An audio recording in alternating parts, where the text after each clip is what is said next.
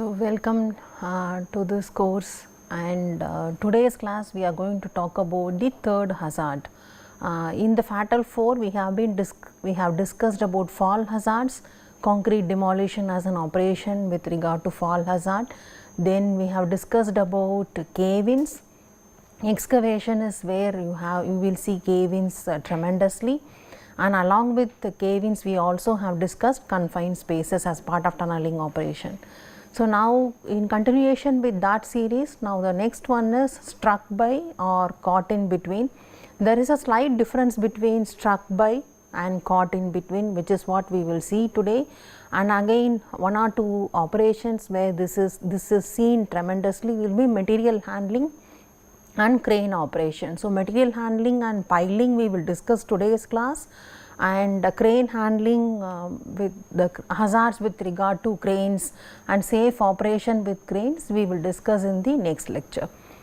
Okay, so, now what is struck by? Now, there are two terms which comes in together, one is struck by and the other one is struck against, and again in same way it is caught in or caught in between. Okay, the terms are little familiar to you. If you can translate exactly, you will get the same meaning. So, accordingly we will now discuss what is it, and the pictures also will help you to understand what is the struck by and struck against.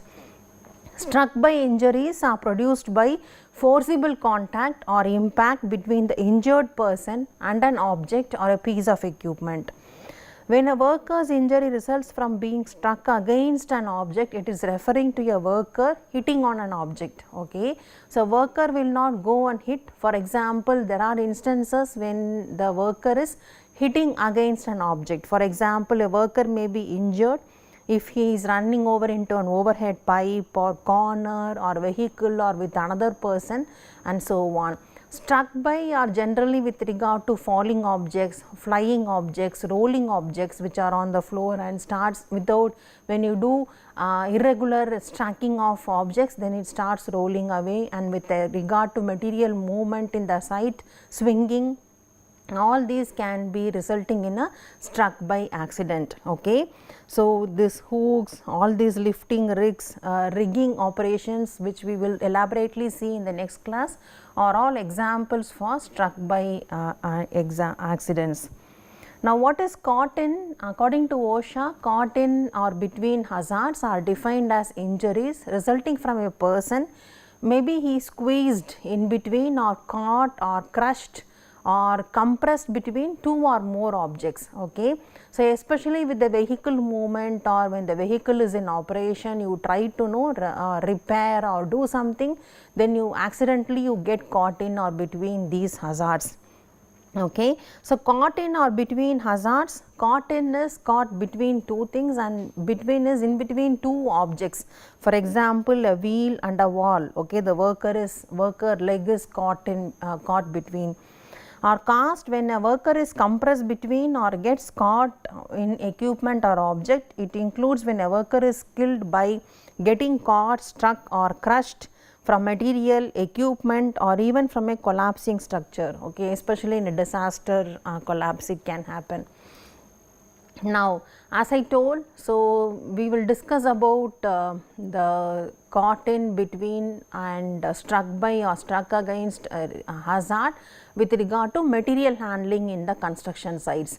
There are so many material which are handled in a construction site. So, whenever we talk about material handling, it includes loading.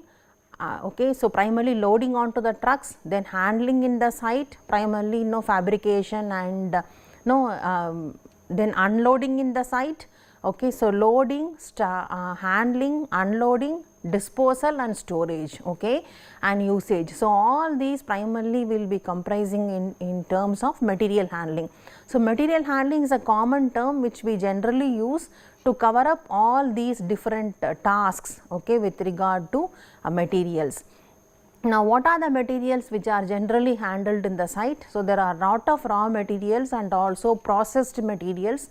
Raw materials include coarse aggregate, fine aggregate, cement, okay, structural steel, bricks, etc. So, it can be some of them, for example, steel can be in an assembled form from a fabricated shop, or it can be assembled in the site. Okay. So, there can be so many different sorts of material which are generally moved or are used in the construction site during the progress of construction work.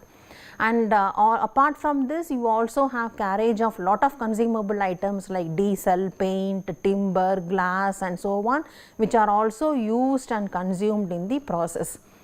Now, all these above items and many more that may be required for construction work has to be loaded, unloaded, handled manually or either mechanically by using equipments, okay, disposal, usage and also the scrap. Okay. So, throwing away the scrap. So, all these are primarily part of material handling steps. So, what are the different causes of accidents during transportation and material handling work? This is generalized, okay, with which will suit any material, any equipment with which you are handling the materials.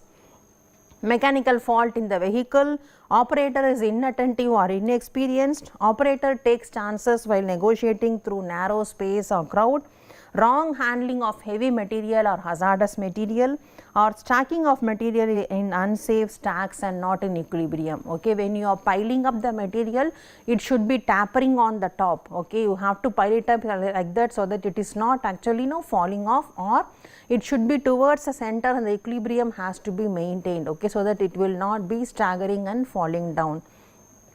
Manual ways of handling is still seen in many construction sites because of one advantage.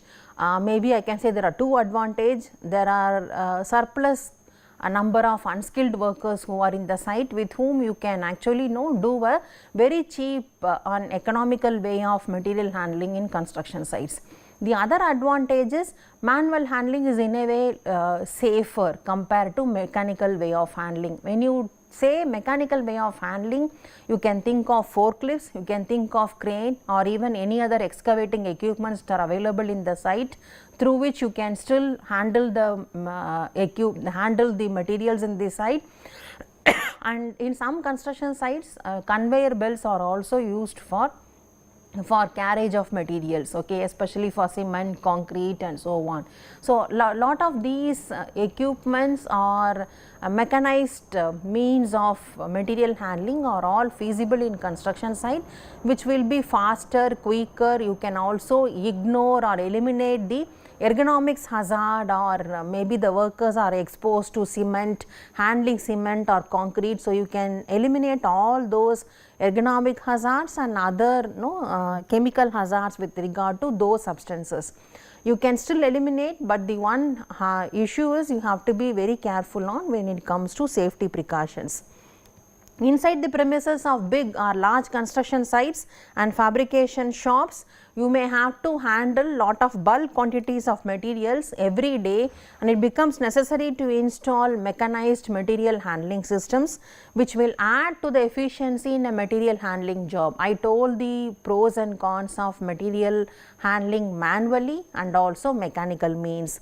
So, same time, so introduction of sophisticated machines and handling the systems may create safety hazards unless they are taken care of properly. So, and there are so many ways with which materials are handled. For example, forklifts, belt conveyors, slings, lot of crane types starting from electric overhead travelling crane, which we call EOT cranes, gantry cranes, tower cranes, hoists and derricks, travelling jib cranes, mobile cranes and so on. Safety hazards in old, okay, when you have pretty old a mechanical machine for handling the material, so this machine may get efficiency may be lost over period of time because of wear and tear and continuous usage that you may have to take care. Lack of absence of maintenance, okay, primarily you have to keep the machine in good condition till it is operational. Environmental corrosion, okay, maybe rust and other issues can be spoiling the usage of the machine progressing. Then fatigue of structural components because of wear and tear and overloading on the material handling, the equipment or structural components may get weakened and fatigued. So, as a result it may crack and it may also break. The major hazards associated with the material handling, especially in a mechanical way, are so using mechanical equipment to move and store material increases the potential for employee injuries. Okay, although it is faster, quicker, productivity may be enhanced and so on, but there is a lot of opportunity for an worker to get hurt. Okay, these are the different ways in which a worker may get hurt. Improper operation of equipment, accumulated materials are cluttering. Okay, so you should be having a proper housekeeping. Unsafe conditions of materials or containers. Okay, you should know how to stack different types of materials. We will be discussing in shortly on how to stack different types of materials. When it comes to flammability or toxic materials available, then you should be handling it very safely as per safety norms. Weight of the material, okay, so as seen in the picture, so not overloading of too much of material onto the so you should know what is the equipment safe load and what is the safe lifting load of the processes, maybe using a slings or maybe the hook. You should know what is the maximum safe load material can be handled. Binding ties or other devices that secure bundles or bound materials, falling objects, lifting, pushing, pulling or otherwise manually moving large or heavy items. Even though mechanical means of handling is there, still you may have to also do little of lifting, pushing and pushing the material into the equipment. Improperly stacked materials, and the one which is very common and for what we are discussing is struck in or struck by and caught in between hazards, contact with objects and equipment, transportation incidents and accidents, exposure to harmful substances and environments. Okay. So, generic safety measures on with regard to PPEs, fencing, barricading when the manual handling is going on and all, we are not discussing. Okay. I am not covering because we have enough covered in the earlier part of the lectures. So, all those generic precautions, safety precautions still is valid for these one or two remaining topics as well. Main causes of hazards with regard to forklifts. So, now we are going to discuss about forklifts and conveyor belts. So, forklifts, the main hazard is forklift overturning, primarily we call it as a tipping or overturning. Forklift striking the workers on foot, okay, maybe a blind spot or maybe the driver couldn't see the workers standing. So, the forklift striking workers on foot is a very common hazard. And the person crushed by forklifts, okay, again due to blind spots, a person falling from forklifts, maybe forklift is not primarily meant for passenger travel. Okay, if somebody is trying to load onto the forklift, then you may have falling from forklifts and objects or material falling onto the workers, primarily a fall hazard. So, these are all the different forklift hazards. Driving a forklift, so only a skilled operator is supposed to operate. Okay, and whenever there is an obstructed vision in the passage of the forklift, you should have a bystander worker or a person who is away from the forklift to help or channelize the movement of forklifts in the construction sites. Travel path, okay, approaching people, elevated platform and all, when the rising or lowering of forks, safe distance between the other materials and other machinery in the site. So, all these are generic precautions when you are driving a forklift, and especially when the forklift is drove along a grade or a ramp, you should be extremely cautioned, and no turns when you are going on a slope. No turns, tilting and raising load are also not allowed there, and point load up the incline. Operating speed, especially when you are turning, you should be going on a proper speed. You should maintain all the safety norms and the speed with which you have to go in a construction site. Avoid collisions. Whenever there is a wet or a slippery floor, you should be cautioned on those floors, because you are also carrying weight along with the forklift, especially when you are ascending or descending, or whenever there is an obstructed vision. So, you should be very careful in reducing the speed with which your forklift is moving in the site. Avoid excess weight, and also more than excess weight, you should also center the weight and see to that center of gravity is maintained. Use of dock boards for loading and unloading. So, dock boards are nothing but they are like the stops, okay, as seen in this figure. So, they are like the stops primarily used for loading and unloading. So, you should be securing the portable dock boards, and also there should be hand holds for easy handling of these dock boards. When you are exiting the lift or entering the lift, you should be very cautious in putting the forklift to a normal neutral position, and then you should be doing, and when you are loading or unloading also, the forklift should be in a proper position.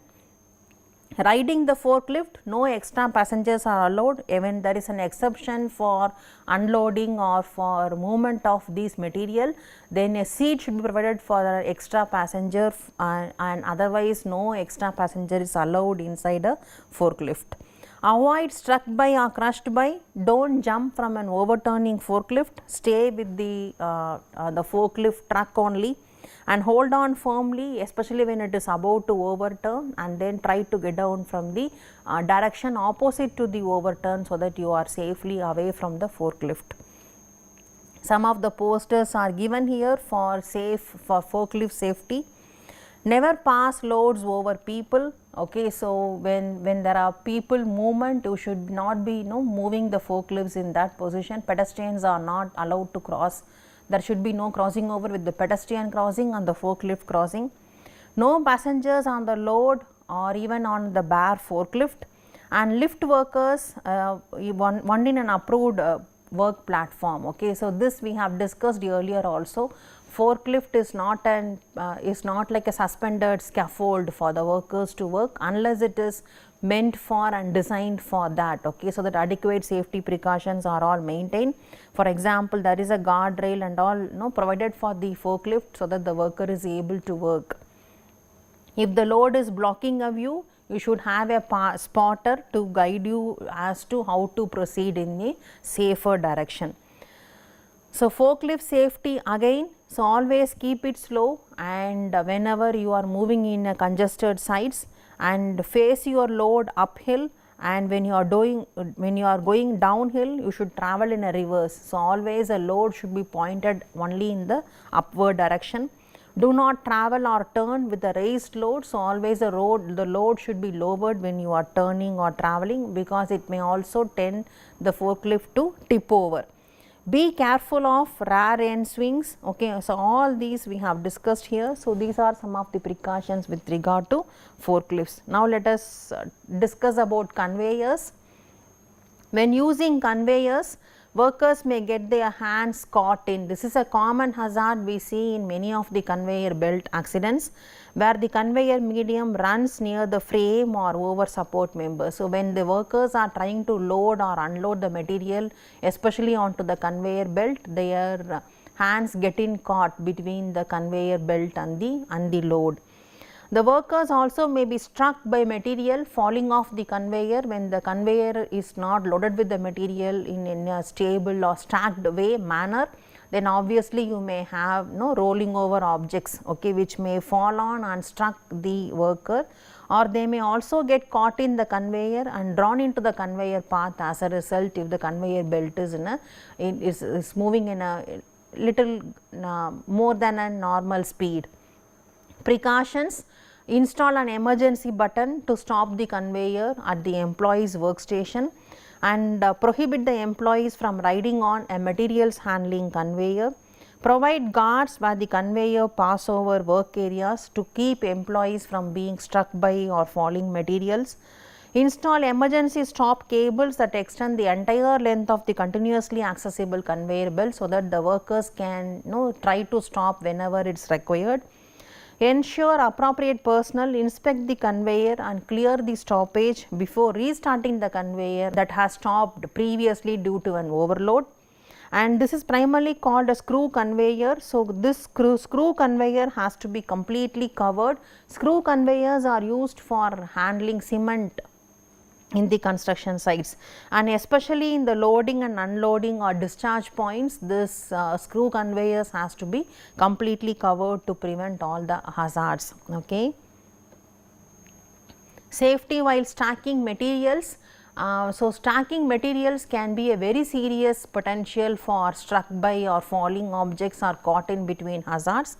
So, safety materials can be dangerous if the workers do not follow safety guidelines. They should know how to stack cement, how to store your cement bags or fine aggregates or even bricks in the construction site. If they do not follow the safety norms, then obviously you are going to have any of the hazards. Falling materials and collapsing loads can crush or pin workers, causing injuries or death. Precautions, some of the precautions I have picked out. So, there are too many precautions for all of the materials available in the IS code and in the OSHA subparts. You can go through it later. Stack lumber no more than 16 feet high if it is handled manually, and not more than 20 feet if it is handled using a forklift. Ensure the stacks are stable and self-supporting.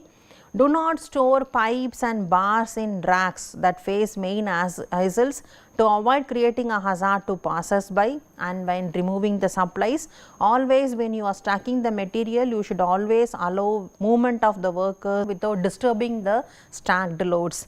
Stack bags and bundles in interlocking rows to keep them secure. And also there are a lot of norms. It should not be touching the godown, say the materials godown on any of the corners, not even till the roof level, or it is actually leaning on to the roof level or to the side walls. And all these are not safe when you are stacking cement. Okay, these precautions are all available in the IS code. You should have a plank or some support, an elevated support, so that, and you start stacking your cement bags so that water or any wet substance, okay, it is not damaging the cement. Stack drums, barrels and kegs symmetrically, and block the bottom tires of drums, barrels and kegs to keep them rolling off if they are stored on their sides. And place planks, sheets of plywood, dunnage or pallets between each tire of drums, barrels and kegs to make a firm flat stacking surface when you are stacking on ends.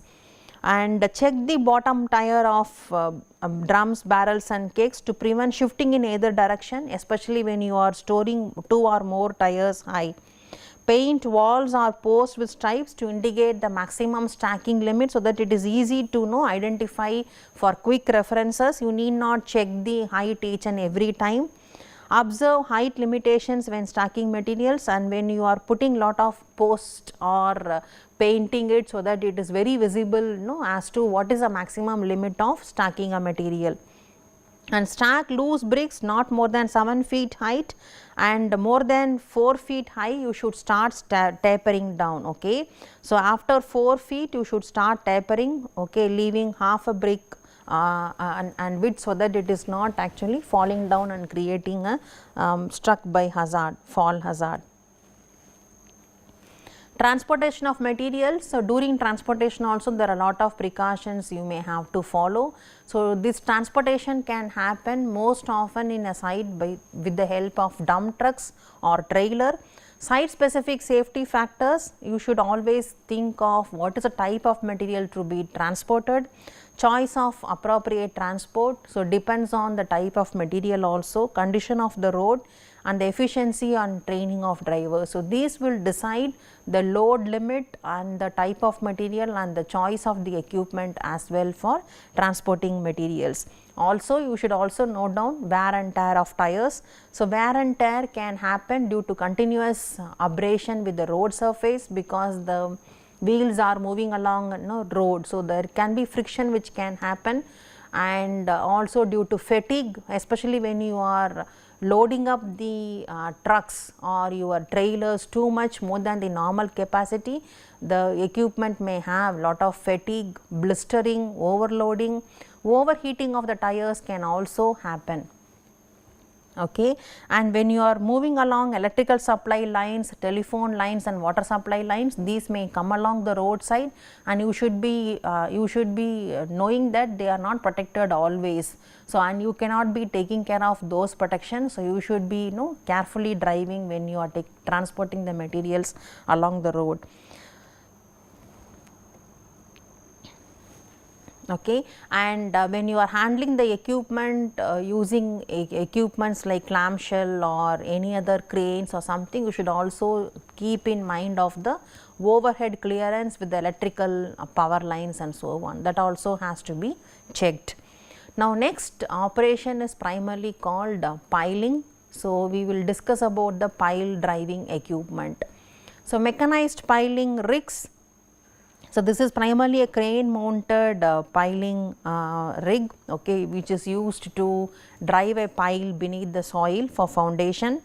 Okay, and this is primarily the pile driving arrangement. You have a hammer, okay, and this is a strike plate, there is a cushion or a dolly there, and there is a helmet beneath, okay, and then plywood in case of concrete piles, and then you have the pile head and the which we call as a pile cap, and then the pile which is primarily driven inside. And there are so many types of hammers available, single head, double head, drop hammers and so on, there are lot of varieties available. So, drop hammer has this mechanism, you have a heavy load, and with the number of beats onto the pile is driven into the soil. Vibratory hammer, with the help of vibration you try to displace the soil and move the pile into the soil.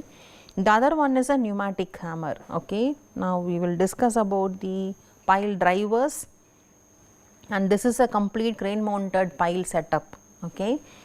Pile drivers should not be erected in a dangerous proximity, primarily close to electric conductors and so on, because when the load is, most of these parts are made of galvanized steel. So, you may have electric shocks and electrocution may happen. So, you have to be very careful that it is not in the close vicinity of electric power cables and so on. Adequate clearances should be maintained when you are doing a pile driving operation. If two pile drivers are erected at one place close to each other, and these should be separated by a distance of at least equal to the longest leg in the either rig. No pile driving equipment shall be taken into use unless it is inspected and certified that it is safe for use. You should not be using it. And the pile drivers shall be firmly supported on heavy timber sills or concrete beds, so that there is a proper stable foundation. And the pile driving equipment in use shall be inspected by a competent engineer at regular intervals, but not more than 3 months. Okay, before that the inspection should have been done, and during inspection if any defective parts are identified, they also should be repaired and again inspected by the same competent person. All bolts and nuts which have come loose because of the vibration due to the pile driving mechanism, all should be checked regularly and tightened. When not in use, the hammer shall be in the drop position and not in the hanging position, and shall be kept in place by suitable means. You can think of any place of means of setting the hammer in a proper rest position. Motor gearing, transmission, electric wiring and any other dangerous parts of these hoisting appliances should be provided with proper safeguards, so that it is not creating a struck by or an other hazards. When loads have to be inclined, they shall be adequately counterbalanced, so that the tipping of the piling equipment does not happen. Adequate precautions should be taken to prevent a pile driver from overturning, maybe even when a wheel breaks or unstable soil conditions, or it can be maybe a wrong positioning of the pile. So, there can be tipping over of hazard. So, that has to be taken care of. And adequate precautions shall be taken to prevent the hammer from missing the pile. So, this point load, first you have to fix the hammer onto the pile. So, that center of place, okay, that has to be maintained before you start driving the pile. If necessary, long piles and heavy sheet pilings should be secured against fall hazards. Effects on adjacent structures: when you are doing the pile driving operation, sometimes this vibration or even the blow can be lot of hazards created to the neighboring structures, starting from dust, okay, starting from noise. Okay, so, all these PPEs the workers has to wear, and you have to barricade the structure completely, especially when you are doing the piling operation. In driven piles, vibration is set up which may cause damage to adjoining structures or even service lines, depending on the nature of soil condition and the construction standard of such structures and service lines. When you are doing bore piles, measures should be taken to ensure that there is no appreciable movement of soil mass into the borehole, or which may also cause subsidence or to any existing foundation which is very close, which is in the very close vicinity of the pile which is driven. So, due care should be taken primarily because of dust pollution, noise with the residents of the adjacent structures, the danger of the rig collapsing onto the adjacent structure. So, underpinning, sheet piling, shoring or bracing, all these can be thought of as a safety precaution to prevent a adjacent structure. Recap. So, we have discussed about struck by and caught in between hazard. So, never position yourself between moving and fixed objects. Wear high visibility clothes near equipment or vehicle so that the driver is able to see you properly. Caught in or between, never enter an unprotected trench. Unprotected trench is also one of the caught in hazard. Excavation 5 feet or deeper without an adequate protective system in place. It can be sloping, shielding or trenches. Some trenches under 5 feet deep may also need such a system. Then next, forklift operation. So, forklift operations, always wear a safe seat belt when the vehicle has one. Never exceed the rated load and ensure it is always forklift is balanced. Place the forklift in neutral and set it in parking brake before raising the load. Keep a safe distance from the platform and the ramp edges. Be aware of other forklifts which are operational in the work area. Have clear visibility of the work area when loading and operating a forklift. Use a grab bar and proper footing to enter the forklift. Use lights, mirrors and horns while moving in the site. Watch for pedestrians. Observe the speed limit, especially while you are going on ascending, descending, or when you are on a wet floor, and when you are loading and unloading. Maintain all the safety norms. Do not use forklifts to lift people, okay, and always trained workers should only operate a forklift. Maintenance, remove from service any forklift found to be in an unsafe operating condition, and always keep the forklifts in clean condition, free of lint, excess oil, grease, especially on the glass, mirrors and so on. Recap again. So, struck by hazards and caught in and between hazards. Struck by hazards, main common ones are vehicles and cranes. Cranes we will see in the next lecture. Falling or flying objects, constructing masonry and concrete walls. Caught in or between, primarily trenching, unguarded machinery and equipment, primarily forklifts, cranes and so on. Okay. And these are the references which I have used for making this material ready. Thank you.